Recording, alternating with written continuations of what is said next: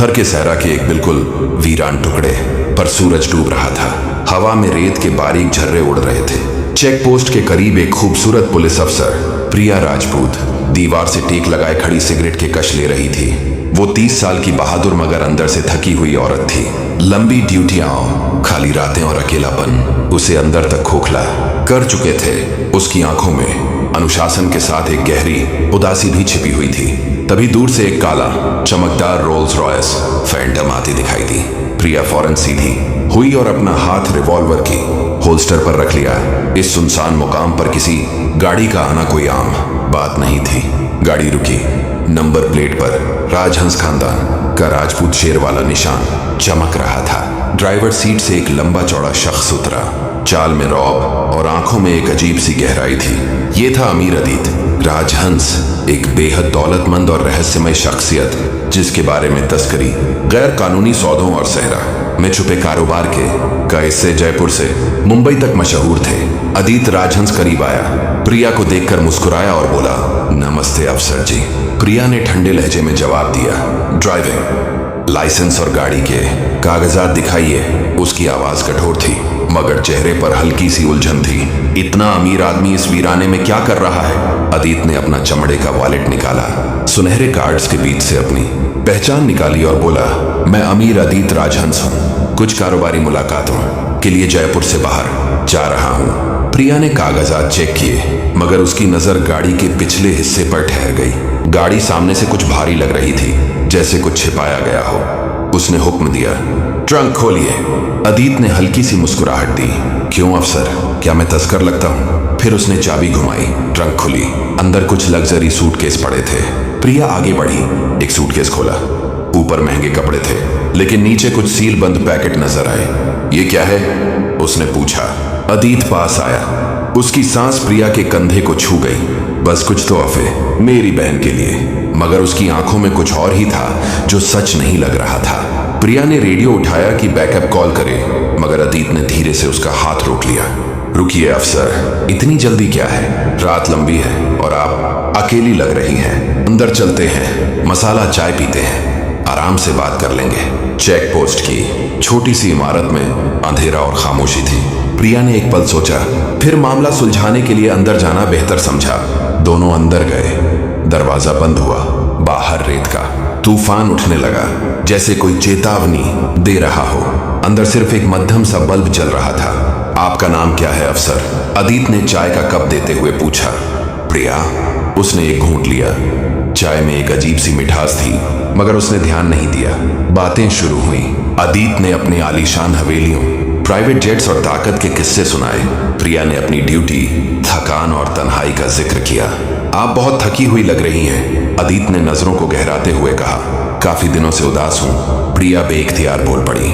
Duty ने जीना मुश्किल कर दिया है, खुशियां चाहिए, कुछ असली। अदीत ने अपनी कुर्सी करीब खींच ली। खुशी दे सकता हूँ अफसर, मेरे पास सब कुछ है, पैसा, ताकत, आजादी। मैंने अभी तक शादी भी नहीं की। बात करते करते उसने धीरे से हाथ प्रिया के कंधे पर रख दिया। वो चौंकी मगर हाथ हटाया नहीं। कमरा एक अजीब सी गर्माहट से भरने लगा था।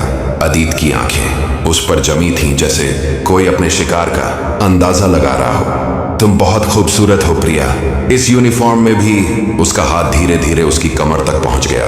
प्रिया ने रोका नहीं। बाहर तूफान गरज रहा था, अंदर एक अनजाना सा जज्बा उमड़ रहा था। उनके होंठ मिले, पहले हल्का सा स्पर्श, फिर अदीत की पकड़ सख्त हो गई। प्रिया के दिल में डर और खिंचाव दोनों एक साथ उठे। अचानक उसकी नजर अदीत की जेब पर गई। धातु की चमक, एक चाकू। ये क्या है? प्रिया पीछे हट गई। अदीत हंसा। सेफ्टी के लिए सहरा में कुछ भी हो सकता है। तूफान और तेज हो गया, इमारत हिलने लगी। अदीत ने प्रिया को फिर से करीब खींचने की कोशिश की। प्रिया ने उसे धक्का दे दिया। रुको! तुम्हारी गाड़ी में क्या था? उसकी आवाज कांप रही थी। अदीत का चेहरा बदल गया, मुस्कुराहट गायब। तुम बहुत चालाक हो अफसर, ड्रग्स है, गोल्ड स्मगलिंग भी, लेकिन अब तुम मेरे साथ हो। प्रिया का दिल जोर से धड़कने लगा। उसने रिवॉल्वर निकालने की कोशिश की मगर अदीत तेज था। उसने प्रिया को दीवार से लगा दिया, चाकू उसके गले के करीब। चुप रहो वरना।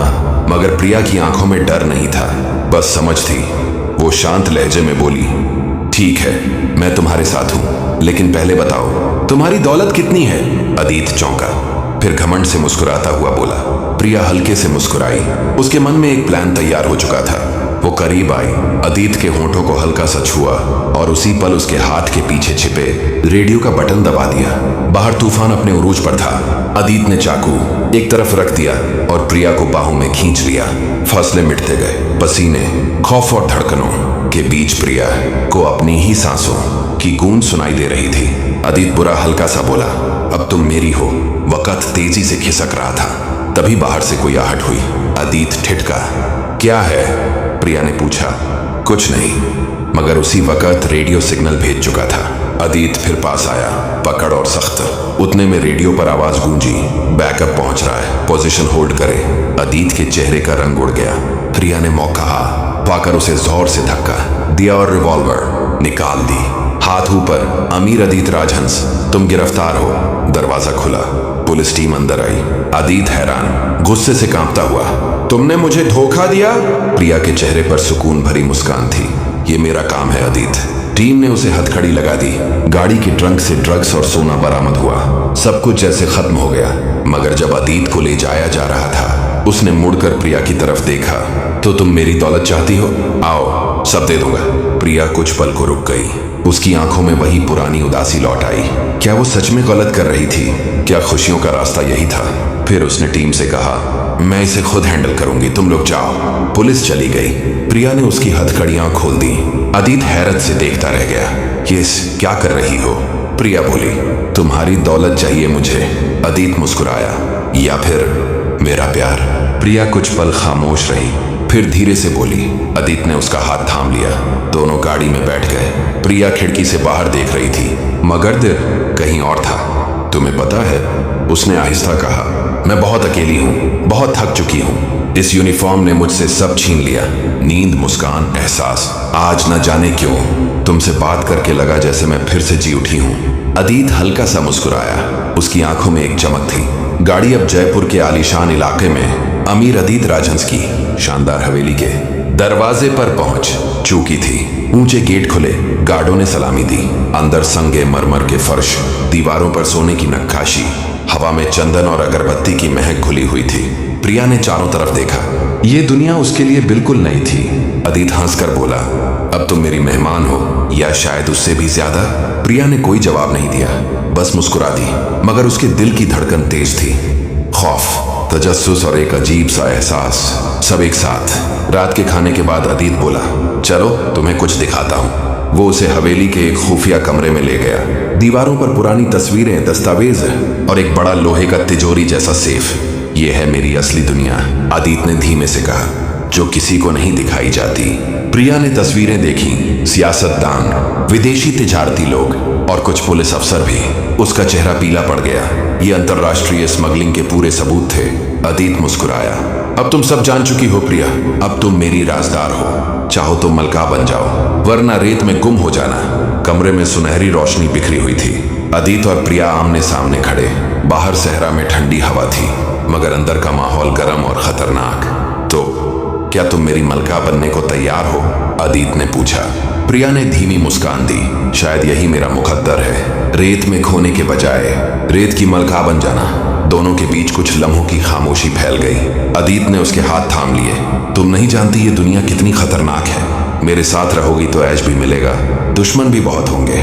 प्रिया ने उसकी आंखों में झांकते हुए कहा, मैंने डर को बहुत पहले मार दिया है अदीत। उस रात दोनों ने एक दूसरे की जिंदगियों के राज सुने।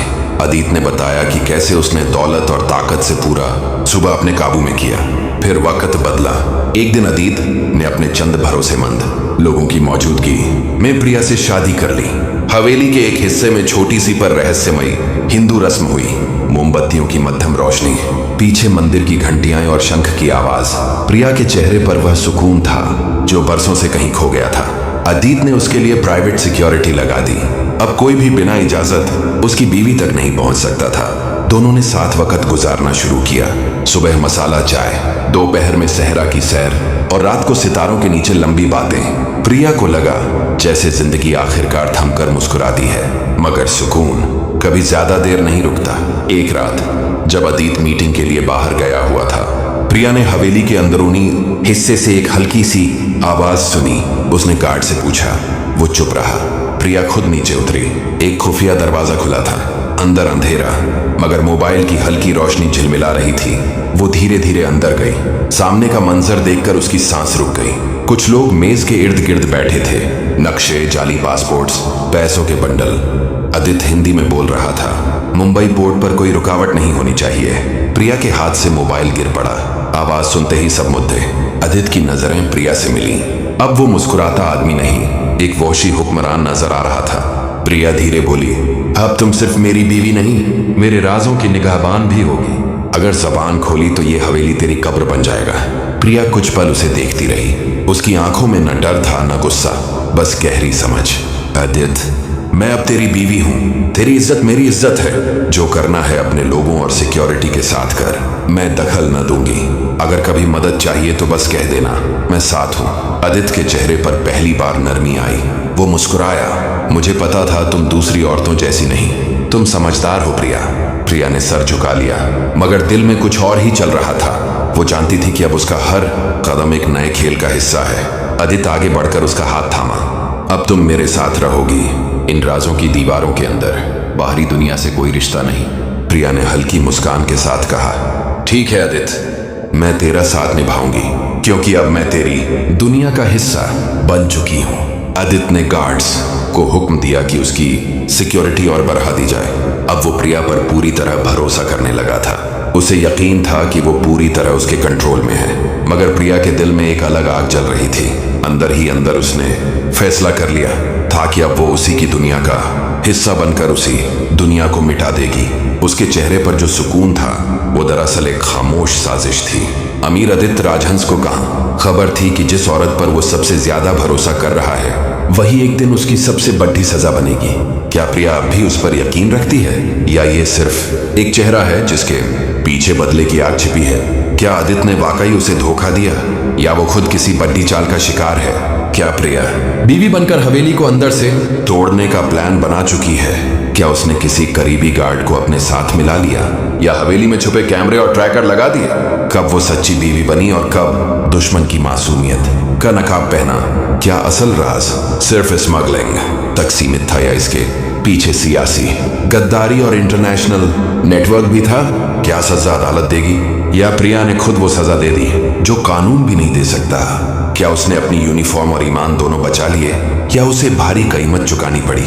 क्या वो अब हवेली की मलिका बनकर रह गई, या अपने फैसले के साथ अकेली, सख्त और आजाद होकर रेगिस्तान की रेत में गुम हो गई?